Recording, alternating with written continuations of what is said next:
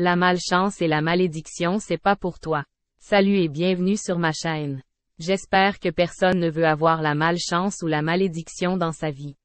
Si vous souhaitez éviter la malchance et la malédiction, fait selon la Bible, voici quelques versets qui peuvent vous guider. N'oubliez pas que ces versets peuvent être interprétés de différentes manières et que la compréhension des Écritures spirituelles est souvent personnelle. Voici donc quelques suggestions. 1. Psaume 34 verset 14, évite le mal, fais le bien. Recherche et poursuis la paix. Ce verset souligne l'importance d'éviter les actions mauvaises, de faire le bien et de promouvoir la paix. En agissant de manière positive et bienveillante, on peut espérer éloigner la malchance et la malédiction.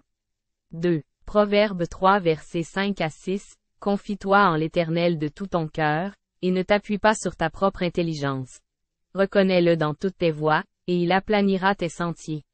Ce verset nous encourage à placer notre confiance en Dieu et à reconnaître sa présence et sa guidance dans toutes nos actions. En nous appuyant sur lui plutôt que sur notre propre sagesse, nous pouvons espérer éviter les pièges de la malchance et de la malédiction. 3. Matthieu 6 verset 33, cherchez premièrement le royaume et la justice de Dieu, et toutes ces choses vous seront données par-dessus. Ce verset nous rappelle de mettre Dieu et sa volonté au premier plan dans notre vie. En cherchant la justice et en alignant nos actions avec ses enseignements, nous pouvons espérer recevoir des bénédictions plutôt que des malédictions. Rappelez-vous cependant que ces versets doivent être interprétés avec soin et qu'il est important de comprendre leur contexte global dans la Bible. La méditation sur les Écritures, la prière et le respect des enseignements bibliques peuvent vous aider à éviter la malchance et la malédiction. Merci de m'avoir écouté et mettez en pratique les versets et venez me dire que vous êtes libre par la grâce de Dieu.